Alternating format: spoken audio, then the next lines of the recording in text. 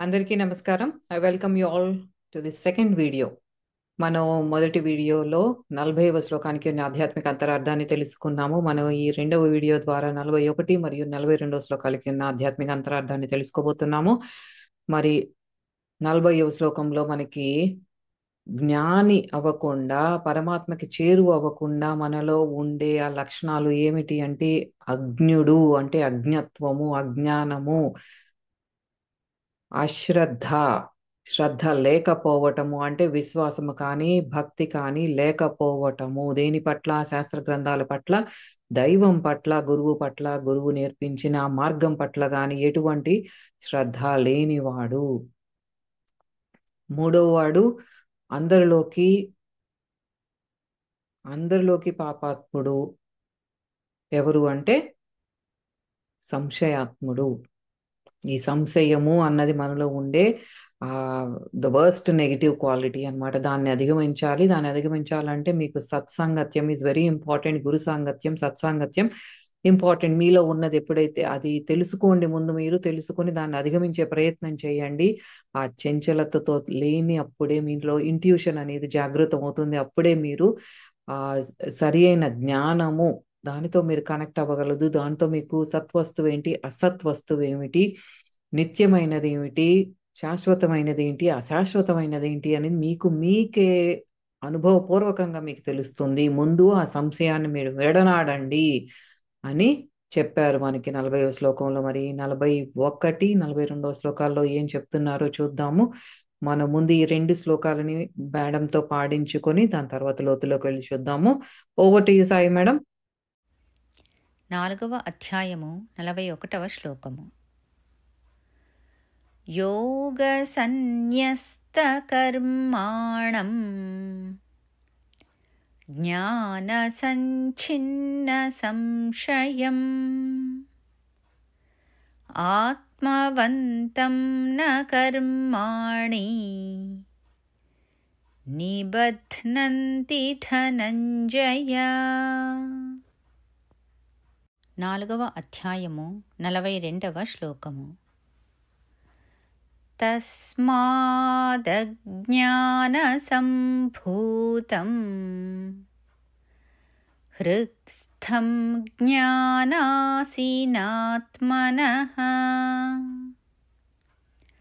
చిత్వైనం సంశయం యోగం ఆతిష్ఠోత్తిష్ఠ భారత. Thank you madam. మనకి చక్కగా ఈ 41వ శ్లోకంలో మనకి ఈ సంశయం అనేది ఎలా మన నుండి బయటికి తోసేయాలి అనేది చెప్తున్నారు. అదే చెప్పాను కదా, శ్రీకృష్ణ పరమాత్మ ఒక మాట అన్నారు అంటే దానికి మళ్ళీ అది నివృత్తి ఎట్లా చేసుకోవాలని కూడా దానికి వెంటనే ఉపాయం కూడా చెప్తారు. మనం ఏమి అధైర్యపడిపోనక్కర్లేదు, అన్నీ చెప్తారు. చేయి పట్టుకుని నడిపిస్తున్నారు. ఏమంటున్నారు ఇక్కడ? ఓ ధనంజయ, ధనాన్ని జయించిన వాడా ఓ అర్జున, నిష్కామ యోగం చేత ఫలాలను వదిలిపెట్టి, ఇదే ఫలము కర్మ ఫలాలను దానిని వదిలిపెట్టి జ్ఞానంతో సంశయ నివృత్తుడైన ఆత్మవంతుని. ఆత్మవంతుడు ఎవరు అంటే ఆత్మజ్ఞానం కలవాడు. అటువంటి ఆత్మవంతుని కర్మలు బంధించవు. అంటే నా కర్మాణి నిబధ్నంతి అని చెప్తున్నారనమాట. మనకి లోతుల్లోకి వెళ్ళి చూస్తే ఈ శ్లోకంలో శ్రీకృష్ణ పరమాత్మ రెండు మార్గాల గురించి వివరిస్తున్నారు. అవి జాగ్రత్తగా అర్థం చేసుకునే ప్రయత్నం చేద్దాము. ఒకటి ఏంటంటే రాజయోగం ద్వారా బ్రహ్మాత్మైక్య స్థితిని పొందటం అన్నమాట. To merge with cosmic consciousness. దేనితో? రాజయోగం ద్వారా. రెండవది ఆ సర్వాంతర్యామిని,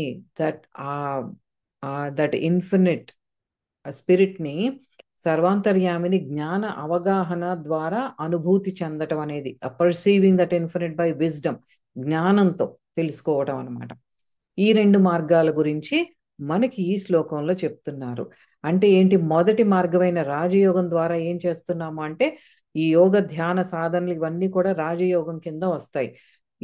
దాంట్లో ఏంటి చెప్తున్నారు? ఈ అభ్యాసం ఎప్పుడైతే మనం నిత్యం చేస్తున్నామో, వదిలిపెట్టట్లేదు, నాకు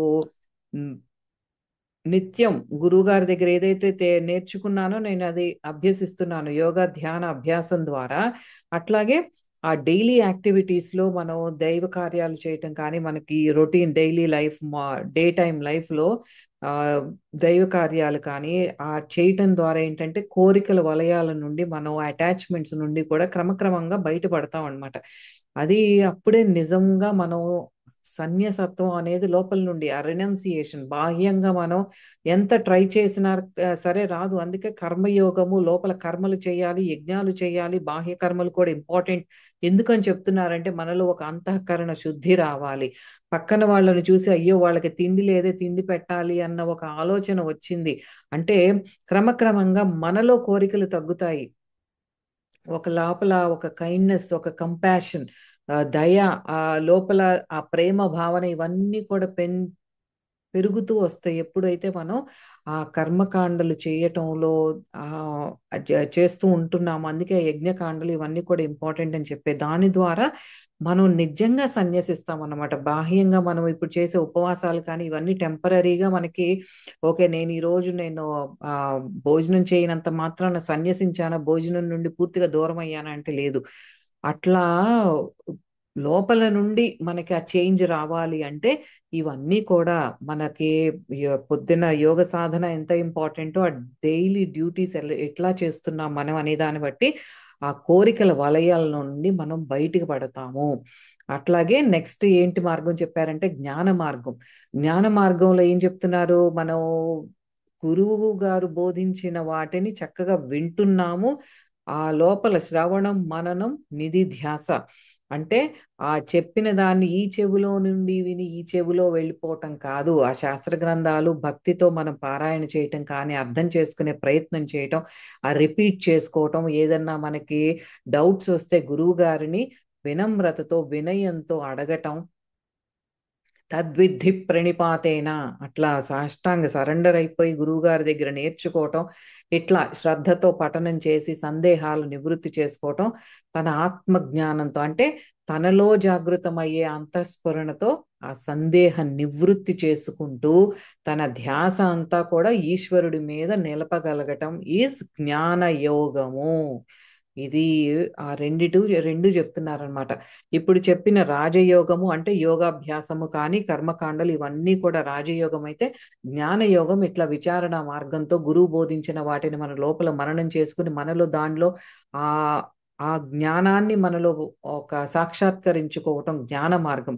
ఈ రెండిటిని మనం ఏక మార్గంగా చేసుకోవచ్చు. అంటే ఏంటి, మార్నింగ్ నేను లేచి యోగాభ్యాసం చేస్తున్నాను, 2 గంటలు 3 గంటలు చేస్తున్నాను, కానీ లెగంగానే ఆ యోగ సాధన నుండి నేను లెగంగానే నా మనసు లెగుస్తుంది, చుట్టూత ప్రపంచం ఉంటుంది. ఆ ప్రపంచంతో మనం ఎలా కనెక్ట్ అవుతున్నాము, విచారణ మార్గం ఇక్కడ very very very very important. ఆ రెండు రాజయోగం అండ్ జ్ఞానయోగం మర్జ్ అయ్యి ఏక మార్గంగా కానీ, లేదా రెండు వేరువేరు మార్గాలుగా కానీ అనుసరించే యోగి లేదా ఒక ముని ఎవరైతే ఉంటారో వాళ్ళు ఈ శరీరంతో, ఈ శరీర సహాయంతో ఈ సాధనలన్నీ చేస్తున్నప్పటికీ కూడా చేసే కర్మల యొక్క ఫలితం మీద వారికి వ్యామోహం ఉండదు. ఫలితంతో వాళ్ళు బంధీ కారు. ఇది తెలుసుకోవాలి. ఓన్లీ యోగ సాధన చేసే వాళ్ళు చాలా ఎక్కువ ఉంటారు. అంటే స్పిరిచువల్ పాత్ లోకి వచ్చిన తర్వాత ధ్యానం మార్నింగ్ చేసే రొటీన్ గా చేసే వాళ్ళు చాలా ఉంటారు. అది క్రమక్రమంగా అది లోపల చేంజెస్ తీసుకొస్తుంది, డెఫినెట్ గా తీసుకొస్తుంది. ఎందుకంటే ఇట్ యాక్ట్స్ ఆన్ ద మన బ్రెయిన్ లోపల ఉన్న నర్వ్స్ మీద అది పనిచేస్తుంది. ఆ నర్వ్ సిస్టమ్ మీద మొత్తం నాడీ మండలం ఇదంతా పనిచేస్తుంది. కాబట్టి ఆ బ్రెయిన్ లో ఉండే సర్క్యూట్స్ మీద అది ఓల్డ్ ప్యాటర్న్స్ ని బ్రేక్ చేయటం, ఆ కొత్తగా మనలో ఒక చేంజెస్ రావటం అనేది డెఫినెట్ గా జరుగుతుంది. కానీ మనం ఎప్పుడైతే ఈ జ్ఞాన యోగం విచారణ మార్గం ఎప్పుడైతే జోడించుకుంటామో ఒక పరిస్థితి ఎదురైనప్పుడు దాని కార్యకారణ సంబంధాలు నాలో నుండి ఒకటి వచ్చింది అంటే we should be able to analyse, ఎందుకు నేను అలా రియాక్ట్ అవుతున్నాను, ఎందుకు అట్లా అరుస్తున్నాను. 1 సంవత్సరం క్రితం నేను ధ్యాన సాధన మొదలు పెట్టక ముందు కూడా ఇలాగే అరిసేదాన్ని కదా, మళ్ళీ ఎందుకు ఇప్పుడు కూడా అదే చేస్తున్నాను అంటే ధ్యాన సాధన వల్ల నాలో ఏం చేంజ్ రాలేదా. విచారణ మార్గం అనేది వెరీ ఇంపార్టెంట్. మనల్ని మనం అనలైజ్ చేసుకోవాలి. అతను ఆ వ్యక్తి అలా స్పందించాడు అంటే తనకి ఏదో కారణం ఉండవచ్చు, కానీ దానికి నేను ఆ ఆ రియాక్షన్ నేను ఎందుకు అంతగా రియాక్ట్ అవ్వాలి అనేది మనల్ని మనం చెక్ చేసుకోవాలి. It's not blaming others. ఇంకొకళ్ళు ఏదో చేశారు అంటం కాదు. ఎప్పుడు కూడా కరెక్షన్ ఎప్పుడు ఇక్కడ లోపల రావాలి. ఒకళ్ళు మనలో ఒక ఫీలింగ్ ని జనరేట్ చేశారు, ప్రేరేపితం చేశారు, నాలో ఒకలాంటి భావోద్వేగాన్ని తీసుకొచ్చారు అంటే అక్కడ చేంజ్ రావాల్సింది ఇక్కడ మన అంతరంలో శుద్ధి జరగాల్సి ఉంది అని ఆ వ్యక్తి నాకు గుర్తు చేస్తున్నాడంతే తప్ప అతని తప్పు కానీ పొరపాటు కానీ నిందించటం కానీ ఏది చెయ్యకూడదు. దానికి సంబంధం లేదు. He is just bringing out that feeling. ఆ సీడ్ ని బయటికి తీసుకొస్తున్నాడు కాబట్టి తనకి థ్యాంక్స్ చెప్పుకొని పంపించేయాలి, కానీ నిందించట పరనిందన అనేది ఉండకూడదు. No judgements, no complaints. So ఇలా ఎప్పుడైతే మన రాజయోగం అంటే పొద్దున్న ధ్యాన సాధన చేస్తూ మన డే టైం అంతా మన ప్రవర్తన, మన ఫీలింగ్స్ కానీ మన ఆలోచనలు కానీ మనం చెక్ చేసుకుంటూ వెళ్తున్నామో, ఇలా చేస్తూ పోయే ఒక యోగి ఒక స్థితికి వచ్చినప్పుడు ఏమవుతుంది అంటే తను చేసే ప్రతి కర్మ కూడా భగవదార్పణగా చేస్తాడు, కానీ కర్మ ఫలితం మీద వాళ్ళకి వ్యామోహం అనేది క్రమక్రమంగా తగ్గిపోతూ ఉంటుంది. దానికి ఇంకా బంధీకారు. లోపల నుండి వాళ్ళతో సకల కర్మలు చేసేది ఈశ్వరుడే. ఇట్లా వాళ్ళు అహంతో కానీ అహంతో చేసే చర్యలతో కానీ ఆ తాదాత్మ్యం అనేది చెందని వారై విముక్తులవుతున్నారు. ఇట్లా చక్కగా చేసుకుంటూ చేసుకుంటూ వెళ్ళినప్పుడు మనం ఆ స్థితికి రీచ్ అవుతాం అట్ వన్ పాయింట్. యోగ సాధన చేస్తూ మనం కర్మ సన్యాసం అంటే కర్మలు చెయ్యకుండా ఉండటం కాదు, కర్మలను సన్యసించటం కాదు, కర్మ ఫలం మీద ఆపేక్ష ఆసక్తి లేకుండా చేసే ప్రతి పని భగవదార్పణగా చెయ్యటమే కర్మ సన్యాసం. కానీ కర్మలు చెయ్యకుండా ఉండటం కాదు, కర్మ ఫలితం మీద నాకు ఎటువంటి ఆసక్తి లేదు. That is the true state of renunciation. అది సన్యసించటం అంటే. నేను ఏమి చెయ్యను, కర్మ సన్యాసం ఇస్ ఇంపార్టెంట్ అంటే అది తప్పుగా అర్థం చేసుకోవటం. నువ్వు చెయ్యవలసింది ఏంటి? ప్రతి కర్మ చక్కగా చేయి, భగవదార్పణగా చేయి, అదే కర్మయోగం. ఆ భగవంతుడే నీలో చేపిస్తున్నాడు, ఆయనే చేస్తున్నాడు అన్న భావనతో చేసి నీకు ఫలం మీద నీకు అధికారం లేదు. That is the true state of renunciation. అతడే నిజంగా సన్యసించినట్లు, అతడే కర్మయోగి. అంతేగాని నేను సన్యసించాను అని కుటుంబాన్ని వదిలేసి ఆశ్రమానికి వెళ్లే వాళ్ళు కర్మయోగులు కారు, వాళ్ళు సన్యసించట్లేదు. ఆ కోరికలు నీ మనసులో ఉన్నాయి, చెక్ చేసుకో. అది లోపల ఉండి అణుచుకొని సన్యాసి అని చెప్పుకోవద్దు. ఇట్లా కోరికల నుండి బయటపడి ఫలాపేక్ష లేనివాడు మాయా ప్రపంచం నుండి సత్ వైపుకు అడుగులు వేస్తాడు.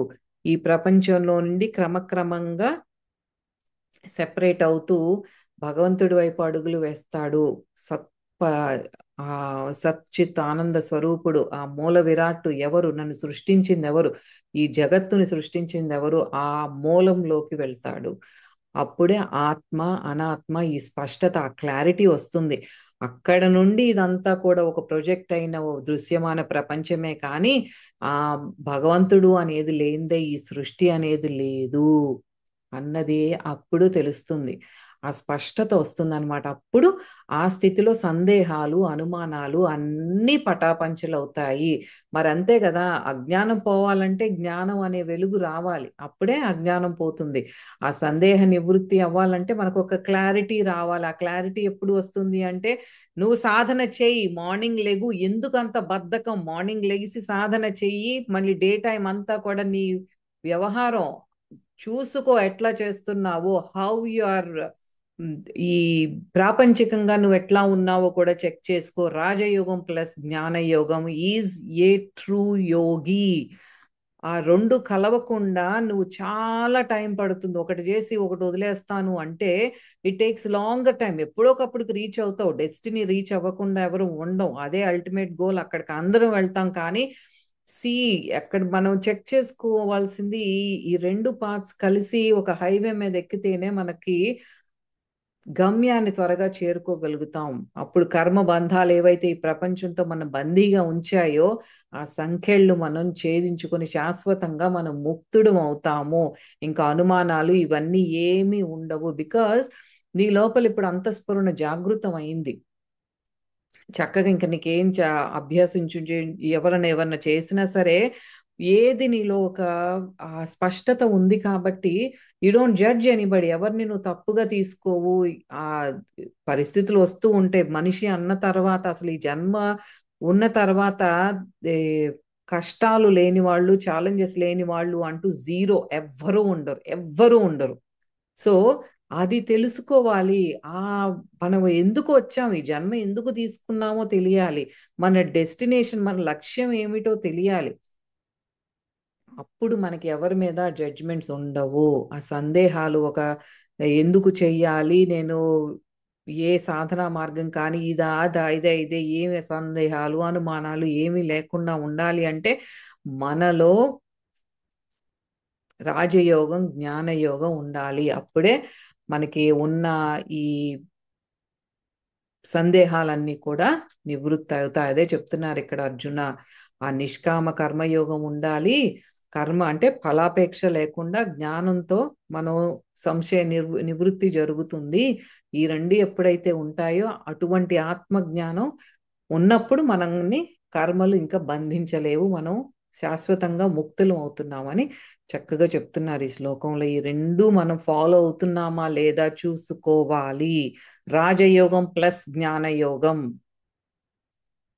నెక్స్ట్ 42వ శ్లోకంలో ఏం చెప్తున్నారు ఇక్కడ? అంచేత ఇప్పుడు చెప్పారు కదా రెండు మార్గాల గురించి. అంచేత ఓ భారత, లే, ఉత్తిష్ట, అజ్ఞానం చేత కలిగి నీ హృదయంలో ఉన్న ఈ సంశయాన్ని జ్ఞాన ఖడ్గంతో ఖండించు. ఖండించి యోగాన్ని నువ్వు ఆచరించు. లే అర్జున అని ఇక్కడ చెప్తున్నారు. ఇక్కడ ఈ లే అర్జున, ఉత్తిష్ట అనగానే సాంఖ్యయోగంలో 3వ శ్లోకం, క్లైబ్యం మాస్మగమ పార్థ నైతత్వయుపపద్యతే. ఆ శ్లోకం ఒక లాగి లంపక ఇచ్చే శ్లోకం అది. క్షుద్రం హృదయ దౌర్బల్యం. ఎందుకు నీకు ఇది హృదయ దౌర్బల్యం? నపుంసకుడువా నీవు, పిరికివాడివా? లెగు, లెగిసి యుద్ధం చెయ్యని ఒక్కసారి ఒక్క ఉదుటున అంటారు ఆ మాట శ్రీకృష్ణ పరమాత్మ. త్యక్తోత్తిష్ట పరంతప. పరంతప నీకు పరంతప అన్న మాట వాడారు అంటే నీలో ఉన్న ఆ అరిషడ్ వర్గాలు ఏవైతే ఉన్నాయో వాటిని తప్పింప చేయగలే సామర్థ్యం ఉన్నవాడి అర్జున అని తన శక్తి సామర్థ్యాలని గుర్తు చేస్తూ లేచి యుద్ధం చేయని ఒక్క ఉదుట్న లేపే శ్లోకం అది. ఎక్కడ కూడా అదే చెప్తున్నారు. జ్ఞానయోగంలో ఆఖరి శ్లోకంలో ఒక్క మాట అంటున్నారు, ఉత్తిష్ట లే. ఈ శ్లోకంలో కూడా అట్లాగే గట్టిగా చెప్తున్నారు. ఓ భరతవంశీయుడా అంటే, భరతవంశీయుడా అంటే కాస్మిక్ కాన్షియస్నెస్ అంటే విశ్వ చైతన్యానికి వారసుడైన వాడా ఓ భరతవంశీయుడా అని సంబోధిస్తూ అర్జునుణ్ణి, నీలో ఆత్మ పట్ల, పరమాత్మ పట్ల, నువ్వు ఆచరించే యోగ మార్గం పట్ల, గురువు పట్ల ఎందుకు ఇన్ని సందేహాలు నీకు? యుద్ధం చేయమని యుద్ధ భూమికి వచ్చావు కదా, యుద్ధం చేయకుండా ఎందుకు ఇన్ని డైలాగ్స్ వేస్తున్నావు? నీకు ఇదంతా ఎందుకు చెప్పుకొస్తున్నారు? మనం ఉన్నది యుద్ధ భూమిలో, మనం ఉన్నది మన ధర్మక్షేత్ర కురుక్షేత్ర ప్లేన్ లో. That is the plane between, అంటే మన ఆస్ట్రల్ బాడీలో ఉన్నాం మనం, యోగ సాధన చేస్తూ మధ్యలో ఉన్నాం మనం. అది గుర్తుపెట్టుకోవాలి. మన రథం అక్కడ ఆగింది. In the plane of Dharmakshetra and Kurukshetra. కురుక్షేత్రం అంటే ఫిజికల్ వరల్డ్, ధర్మక్షేత్రం మన హయ్యర్ బ్రెయిన్ సెంటర్స్. మధ్యలో ఉన్నది ఏంటంటే ధర్మక్షేత్ర అండ్ కురుక్షేత్ర. ఆ మధ్యలో ఉన్న రథం ఆగి ఉంటే కృష్ణుడు చెప్తున్న భగవద్గీత ఇది. తనకి ఆత్మ బోధ చేస్తున్నారు ఇక్కడ, జ్ఞాన బోధ చేస్తున్నారు. ఎందుకు నీకు ఇన్ని సంశయాలు? ఎందుకు? ఆత్మ పరమాత్మ ఒక గురువు మార్గం పట్ల గాని, ఆయన ఈ ఆచరించే నువ్వు యోగ మార్గం పట్ల గాని ఎందుకు నీకు ఇన్ని క్వశ్చన్స్ వస్తున్నాయి అంటే, అది అంతా కూడా నీలో ఒక అజ్ఞానం ఉంది. దానివల్లే నీకు ఇన్ని క్వశ్చన్స్ వస్తున్నాయి. ఆ అజ్ఞానం వల్ల ఈ కనిపిస్తున్న దృశ్యమాన ప్రపంచము అనే ఈ మాయే సత్యమైనదిగా నీకు అనిపిస్తోంది. నీ చుట్టుపక్కల ఏదైతే ఉందో దాంతో నువ్వు ఇంటెన్స్ అటాచ్మెంట్ పెట్టుకున్నావు. ఈ బాడీ కాన్షియస్, ఈ ఏదైతే నువ్వు ఈ శరీరంతో తాదాత్మ్యం చెంది దీనితో నీకు మోహం అంటే, చుట్టుపక్కల ఉన్న వాళ్ళందరూ కూడా నీ వాళ్ళు, నీ బంధువులు, నీ స్నేహితులు, నీకు పితృ సమానులు, నీకు పితామహులు, గురువులు, ఇవన్నీ కూడా నీలో ఒక మోహం ఉంది. ఎందుకు ఆ మోహం ఉంది అంటే నీలో నువ్వు శరీరంతో తాదాత్మ్యం చెందావు కాబట్టి, because of your intense body attachment, body consciousness తో ఉన్నావు నువ్వు అర్జున అని గుర్తు చేస్తున్నారు ఇక్కడ. అందుకనే నీలో అజ్ఞానంతో నీలో అన్ని క్వశ్చన్స్ వస్తున్నాయి. కానీ ఇప్పుడు ఇదంతా ఈ దృశ్యమాన జగత్తుని ఎవరైతే సృష్టించారో దానిని సృష్టించిన సృష్టికర్తను నువ్వు మర్చిపోతున్నావు. సందేహాలతో నువ్వు పరమాత్మతో ఐక్యం అవ్వలేకపోతున్నావు. అది చెప్తున్నారు. కర్మయోగివిక అని చెప్పారు. అంటే చేస్తున్నది నువ్వు కాదు, ఆ ఫలం కూడా నీది కాదు అని జ్ఞానబోధ చేసి ఇక్కడ మళ్ళీ గుర్తు చేస్తున్నారు. నువ్వు ఇదంతా కూడా మోహంతో ఉన్నావు కాబట్టి ఇన్ని డైలాగ్స్ వేస్తున్నావు. నీకు ఒక పానిక్ అటాక్ లాగా చెమటలు పడుతున్నాయి, వెంట్రుకలు నిక్కబొడుచుకుంటున్నాయి, వణుకు వచ్చేస్తుంది. అంటే నువ్వు ఎంత ఇంటెన్స్ గా నీ బాడీతో అటాచ్ అయ్యి ఉన్నావో చూడు. నీకు ఒక సమస్య వచ్చిందంటే నువ్వు ఇంత ఇంటెన్స్ గా యాంగ్జైటీ ఎందుకు ఫీల్ అవుతున్నావు? మనందరికీ చెప్తున్నారు ఇక్కడ, సాధకులందరికీ కూడా, when we are facing that intense fear, మనకి ఏదన్నా ఒక సమస్య వచ్చినప్పుడు అంత భయంతో అంత యాంగ్జైటీ ఎందుకు ఫీల్ అవుతున్నావు అంటే because of the body consciousness. నీకు నేను చేస్తున్నాను అన్న భావన లోతుల్లో ఇంటెన్స్ గా ఉండబట్టి, ఆ ఇంటెన్సిటీతోనే నువ్వు జన్మలు జన్మలు జన్మలు తీసుకోబట్టి you are getting those panic attacks. లేకపోతే వణుకెందుకు వస్తుంది నీకు? నువ్వు చేస్తున్నాను అన్న భావన లేనప్పుడు నీ బాడీ ఎందుకు అంత స్పందిస్తుంది? ఆ స్పందన ఇవన్నీ కూడా నిన్ను పరమాత్మతో ఐక్యం అవ్వనీయకుండా చేస్తున్నాయి. Watch that, watch your self. అందుకే ఇంట్రోస్పెక్ట్ చేయమని చెప్పేది. ఓ సాధక లే, నీ సందేహాలన్నీ కూడా నువ్వు అధిగమించు. చెప్పారు కదా, సందేహాలు అధిగమించాలంటే you associate with the right people. Positive mindset తో ఉన్న వాళ్ళతో గురు సాంగత్యం నువ్వు చెయ్యాలి. ఆ సందేహాలన్నిటిని నువ్వు అధిగమించే ప్రయత్నం నీలో నుండి నువ్వు రావాలి. నీ గురువు నీకు విచక్షణ నేర్పాడు.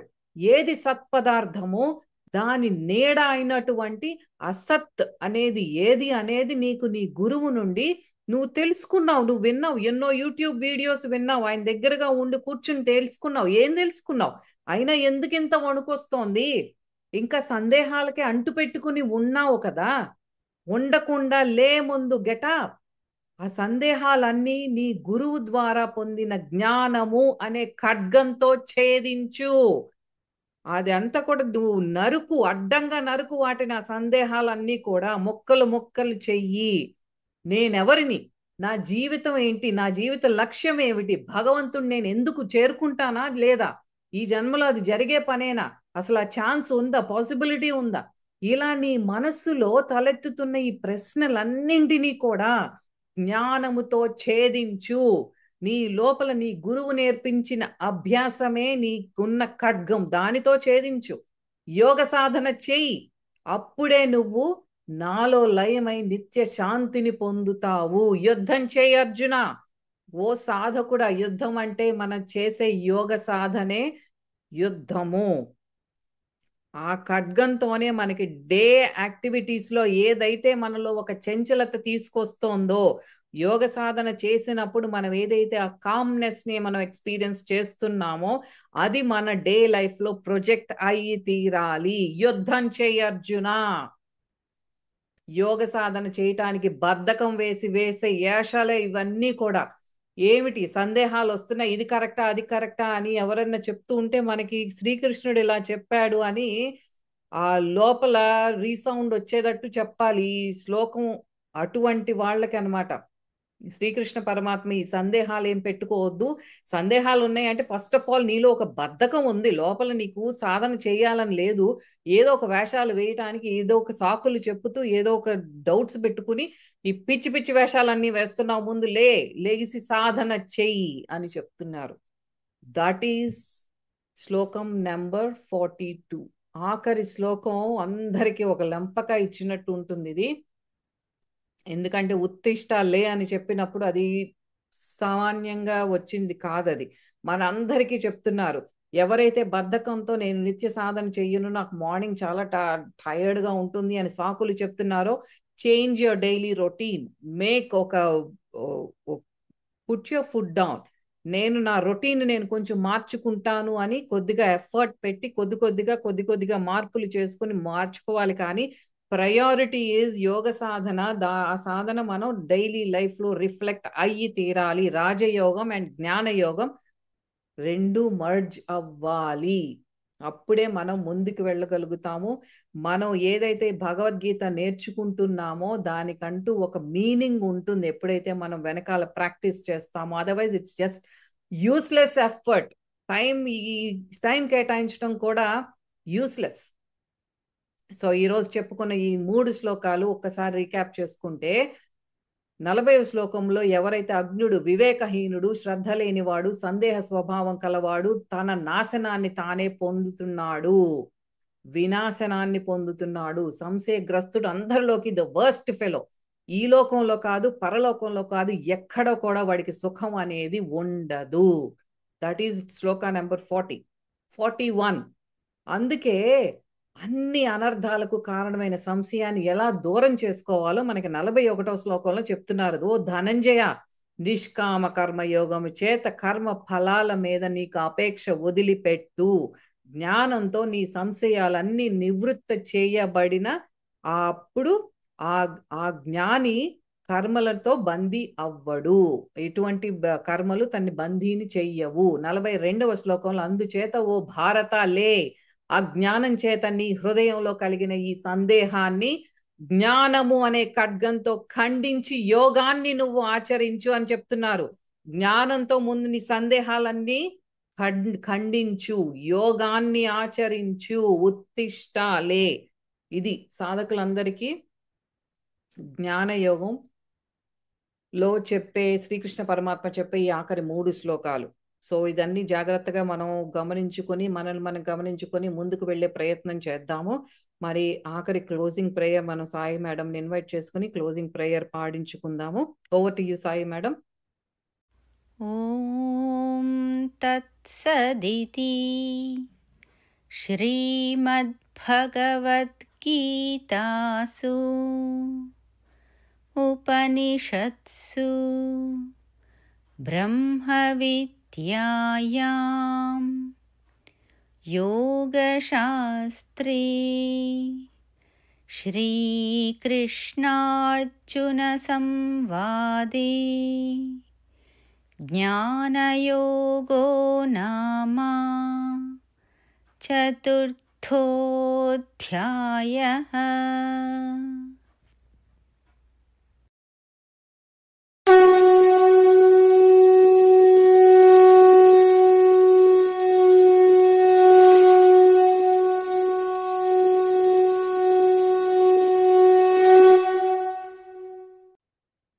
Thank you madam. శ్రీమద్ భగవద్గీతాసు, ఇది యోగ శాస్త్రము, బ్రహ్మ విద్య, ఉపనిషత్ సారము అయిన శ్రీమద్ మహాభగవద్గీత మనకి శ్రీకృష్ణ అర్జున సంవాదంగా అందించబడింది. ఇందులో 4వ అధ్యాయమైన జ్ఞానయోగము. ఈ అధ్యాయం ఇంతటితో సంపూర్ణం. శ్రీకృష్ణార్పణమస్తు. అయితే మనకి నేను కొన్ని రివ్యూ వీడియోస్ చేస్తాను. ఇందులో మనకి కొన్ని శ్లోకాలు గ్రూప్ చేసి నేను రివ్యూ వీడియోస్ అనేది అందజేయటం జరుగుతుంది. ఆ తరువాత వెంటనే నేను 5వ అధ్యాయం కర్మ సన్యాస యోగం మొదలు పెట్టేసుకుందాము. ఎందుకంటే నాకు డిసెంబర్లో బిజీగా ఉంటాను, వీడియోస్ చేయటానికి కుదరదు. అసలు ఒక వీడియో కూడా నేను చేయలేకపోవచ్చు. సో నవంబర్లో వీలైనన్ని నేను కర్మ సన్యాస యోగం మొదలుపెట్టి అవి చేసేస్తాను. ఎందుకంటే నాకు కర్మ సన్యాస యోగం అయిపోయిన తర్వాత మనకి volume 1 God talks with Arjuna పూర్తవుతుంది. ఆ వాల్యూమ్ 1 పూర్తయిన తర్వాత ఫకీర్ 4 చెయ్యాలి. అదే నా సంకల్పం. సో బాబాతో ఎప్పుడెప్పుడు కనెక్ట్ అవుదామా అని మీలో కొందరు వెయిట్ చేస్తున్నారు. అలాగే మీకంటే ఎక్కువగా నేను వెయిట్ చేస్తున్నాను. బాబాతో తొందరగా కనెక్ట్ అవ్వాలి. బాబాని నేను చాలా మిస్ అవుతున్నాను. మళ్ళీ ఆయన దగ్గరికి వెళ్ళి ఆయన చెప్పే కబుర్లు, ఆయన చెప్పే ఆత్మజ్ఞానం అంతా వినాలి అని నాకు చాలా లోపల ఉవ్విళ్ళు ఊరుతున్నాను. సో మనం చక్కగా వాల్యూమ్ 1 సంపూర్ణంగా మనం అర్థం చేసుకుని అట్ ద సేమ్ టైం సాధన చేస్తూ ఇది పూర్తయిన తర్వాత అప్పుడు మనం ఫకీర్ 4 చెప్పుకుందాము.